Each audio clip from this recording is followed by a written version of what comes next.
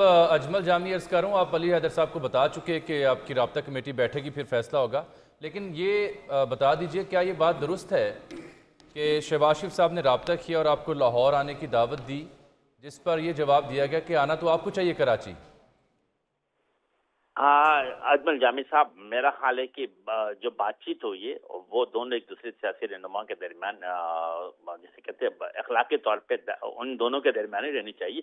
लेकिन बादिल नजर में अखलाकी तकादा यही होता है कि अगर मैं किसी के पास काम के लिए जाना चाहता हूँ तो खुद पहल करनी पड़ती है। तो इट्स गुड अंडरस्टैंडिंग कि शहबाज शरीफ साहब ने फोन किया। इसी बात पे मुझे हैरानी हुई ना जी, इसी बात पे हैरानी हुई कि जरूरत उन्हें है और आप अहमियत इख्तियार कर गए, तो उन्हें जाना चाहिए ना, चल के प्यासे को जाना चाहिए कुएं के पास, या कुआं बुलाना चाहिए? लेकिन हम इसे कोई अना का मसला नहीं बनाएंगे।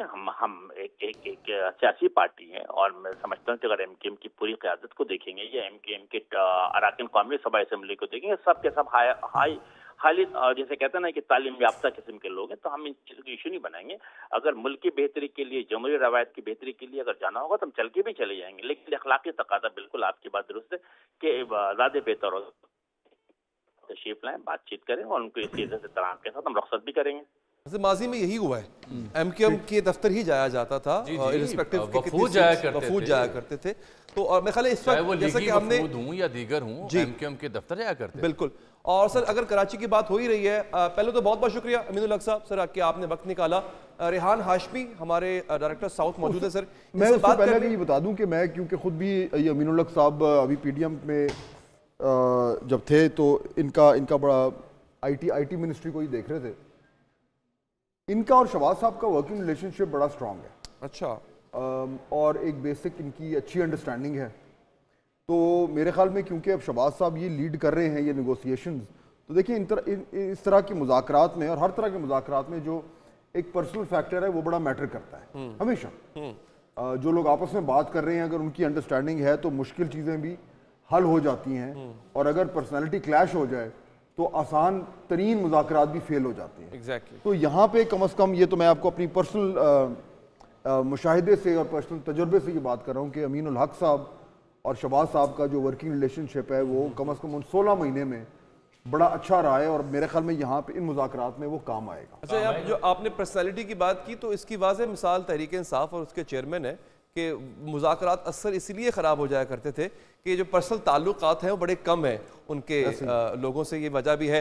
डायरेक्टर साउथ रेहान हाशमी हमारे साथ मौजूद है। हाशमी साहब शुक्रिया आपका। अभी जो बात अमीनुल हक साहब कर रहे थे, एमकेएम, आपको क्या लगता है, एक तो बात है जो उन्होंने टेलीविजन के लिए कही कि राब्ता कमेटी बैठेगी, फिर हम फैसला करेंगे, आवाम से पूछेंगे अब क्या, लेकिन आपको नहीं लगता कि एमकेएम के लिए ये क्या सरप्राइज था कि वो 17 सीटें वापस उसने ले ली हैं? अब चूंकि उनके पास नंबर्स आ गए हैं तो अब नया प्लान तरतीब दिया जा रहा है कि अब हमने किस ग्राउंड पे जाके कितना अपना शेयर मांगना है। देखिए अली, एमकेएम, अगर मैं इसको इस तरह लूं कि एमकेएम के मुस्लिम लीग नून से निकाह हो चुका है, रुखसती बाकी है। अच्छा। तो अब इसे फॉर्मेलिटी है। हाँ जी हाँ,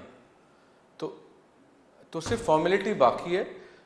हमें तो बहुत सी चीज़ें ऑफ द रिकॉर्ड बहुत सी चीज़ें पता हैं, लेकिन जो मेरे ज़राए कहते हैं कि एमकेएम को 3 वजारतें मिलेंगी जब नई हुकूमत बनेगी, और एमकेएम ने एक ज़राए कहते हैं कि गवर्नरशिप भी एमकेएम से नहीं वापस ली जाएगी। अच्छा। गवर्नरशिप भी एमकेएम के पास रहेगी।